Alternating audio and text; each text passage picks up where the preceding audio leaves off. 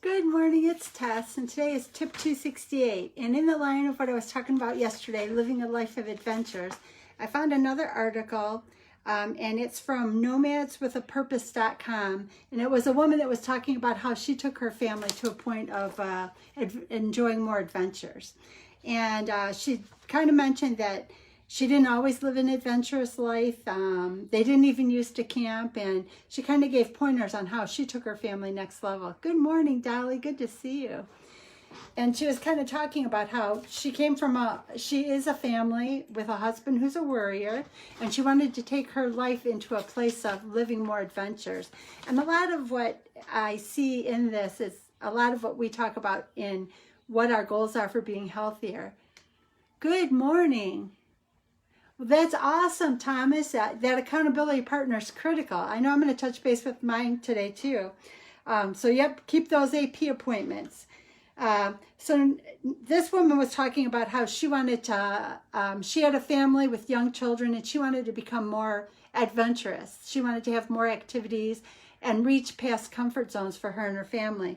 So she was talking about how she wanted to live a life, love living a life centered around growth, fulfillment, and purpose. And she thought that it was a bit of a challenge because her husband was a worrier, and she had to identify, like calculated risks and how do you move forward with adventure but not scare everybody involved. And she said living an adventurous life leads to crazy things like happiness and fulfillment. And I think that's what we're all looking for, is happiness and fulfillment. She kind of mentioned self-fulfillment, personal growth, and an aligning purpose are the best outcomes of living an adventurous life.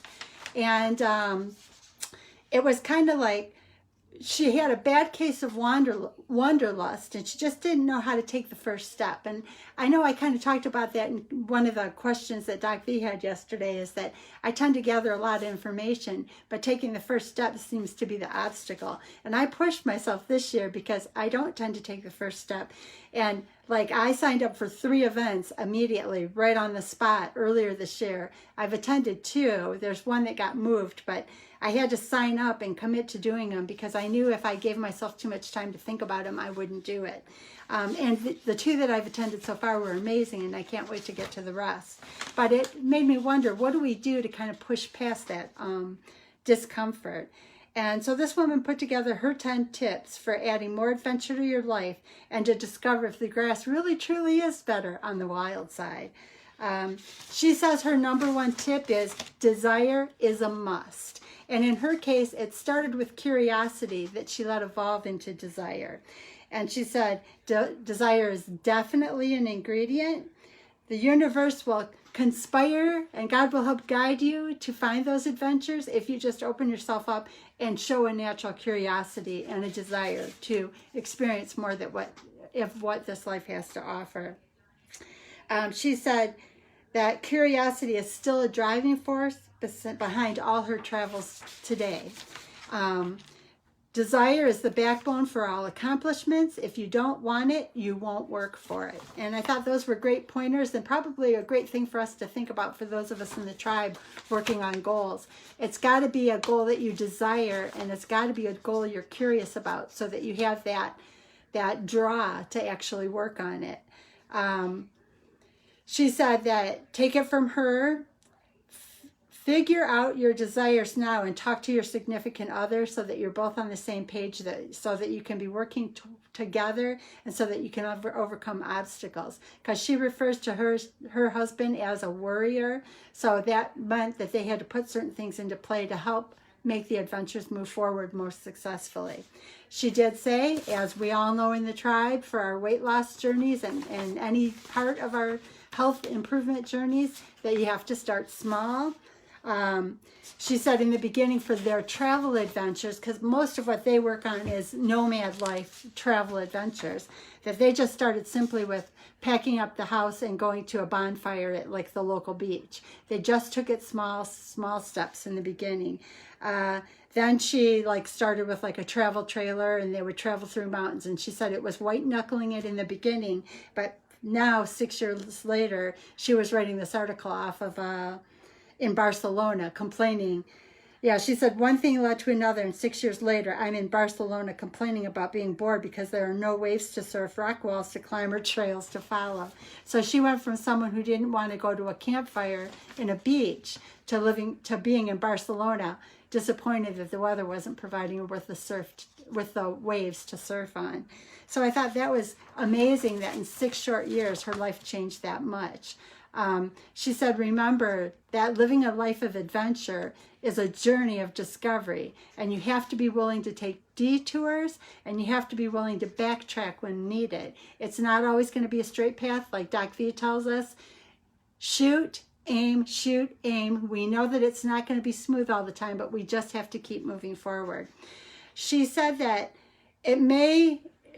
she says she looks at her life as a series of 90-degree turns. So she's continually looking for ways to turn and to adjust. So the thing that many of us fight, which is adjusting our path, is the way that she's learned to become comfortable. She said it wasn't comfortable in the beginning, but the more she learned to adapt and turn, the more enjoyable her life became. So her number 3 pointer is push yourself. When you start to get comfortable is when you have to push out a little bit. You have to build and make bigger what you did. So she said when they started with the bonfire, the next step is they went to a campground. When they got comfortable with the local campground, they pushed out to all the national parks. And she said they would have never found their favorites if they hadn't pushed out to the national parks. Then when they got to the national parks, they started traveling internationally. And now this is where they find her on out in Barcelona looking for a wave to catch or a wall to climb. So push yourself, start, be curiosity, desire, small steps, and then start to push yourself past those small steps. Her next one, number 4, was find a wow factor. She said their first trips weren't easy, but when you find that wow factor, when something wow happens, it just actually gives you excitement to go to the next adventure. And I'll say, even in a very small way, my mom finding that house this past weekend that she just absolutely was drawn to and attached to and is still talking about and wants to go buy again. Of course, we will not invade the privacy of the owners that own it now, because it is a private residence. And her attraction to it, and I'm sure if they saw us taking pictures, they thought that we were haunted house hunters, but we had no idea. But it was kind of like a fun adventure because it was a unique, beautiful home. We were not haunted house hunters. It was just simply that house had a style that spoke to my mom. But it was a small little adventure, but it's one that I'll remember. So have that wow factor that'll let you keep moving things in perspective. This woman talks about that on one of her it was her very first trailer trip across the country. They were actually going to Lake Powell, and it was their first long road trip, and they blew a trailer tire at the top of a mountain. It took an hour to find access to the spare, to get it changed, and then a little bit down the road, they had another blowout with the tire. And she said they could have actually stopped their life adventures at this point, but they pushed through. And on that same trip, they camped on the shores of Lake Powell, having huge bonfires under what felt like millions of stars and bats zipping overhead, and spent a day tubing on water and skiing on Lake Powell. And it was their first trip to Zion, which is one of their favorites of the national parks. And they rock climbed at the Pit of Flagstaff. So what ended up beginning with a couple of bumps turned into one of the adventures that they remember fondly now years later. So we have to forgive the little bumps and just keep moving forward. And now she's talking about the next step, number 5, is get off the beaten path. And it's funny, I just pulled out my book, Michigan Off the Beaten Path.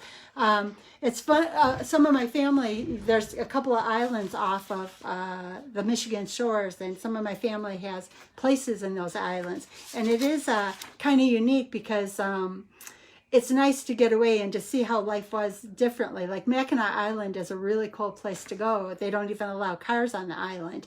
And it's like stepping back in time. That's where that movie Somewhere in Time with Christopher Reeves was filmed. But getting off that beaten path and seeing something a different way was kind of interesting. Knowing a lot about this state, it amazed me the first time I went up there and I realized that there was a military burial ground up in the hills of Mackinac Island. So there's a lot of things you can learn when you just get off the beaten path a little bit.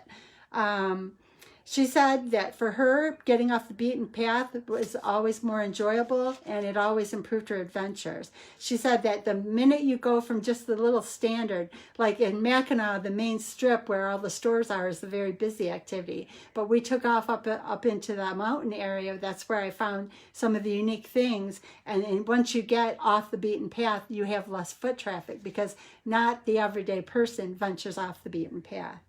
So that was kind of an interesting thing. And actually, even on the island's like 8 miles around, and you can bike ride around the island. So different adventures that you can see. Number 6 was rationalize your fears. And this is probably one I always have to work on, because I tend to go, what if, and I'll what if myself right off trying something new. Good morning, Joan. Good to see you. So rationalizing your fears, she says we all get scared sometimes, herself included. What she said, like, she would think, what if I get stung by a scorpion in Costa Rica? And rationally, what she does is she takes calculated risks. She plans out scenarios and she plays the odds, and not like a roulette play the odds, but she says she asks a lot of questions. She sees if there's a few things she can do to get prepared. You know, if you're going to go rock climbing, is there a few exercises you can do to get ready? Being healthy, you know, making sure you're fueling properly, hydrating properly. These are all part of good health, but they get you more prepared for these adventures. And she said that sometimes you need a coach. We know even in our health journey, sometimes we need a coach, because she said the calculated risk is much lower if you're actually being guided, and if you're taking your first bungee jump, or you're going rock climbing for the first time, or if you're going skiing or snowboarding. If you get some guidance, it takes the risks to a much lower level. She said the goal is not to live without fear, it's to acknowledge that fear is real, but still pursue your dreams and take calculated risks, kind of manage the risks in it, and it'll kind of reduce the fear. She said her husband doesn't get uncomfortable in places that he's been to before. He's getting a lot better about it, but they continue to work through that so that they can have adventures and see places that maybe the average person doesn't see. She does reiterate assessing the risk is important. Rock climbing with a guide is very safe. Repetition is the key to conquering fear, and you have to assess the actual risk. Is the risk higher doing it on your own? Can you get a coach that can guide you to make the risk less? And are you healthy? Are you properly fueled? All the things we know about making our health better relates to living this life of adventures. She said, a tip, if you're afraid of heights and you have children, work to overcome that fear of heights before you introduce your children in, because your children do tend to tag on to any of your fears. So you don't want to introduce them to your fears too soon. Number 7 was set yourself up for success. When it comes to outdoor sports activities like surfing or climbing, not only is repetition key, so is setting yourself up physically for success. So like I was thinking, and I actually already looked up and printed a couple articles on snowboarding and skiing, because in Sundance, those 2 words were mentioned. So I'll look at what I can do to get myself ready, because if I'm going to give it a try, I want to give it a educated, calculated attempt. I downhill skied when I was younger, and I tried snowboarding once. But you know what? Anything I can do to get myself ready will be a better tool.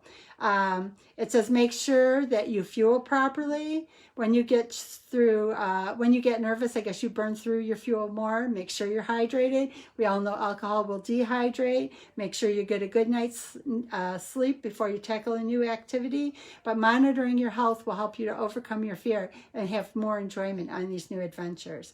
Number 8 kind of reiterates what we've been hearing in the previous couple.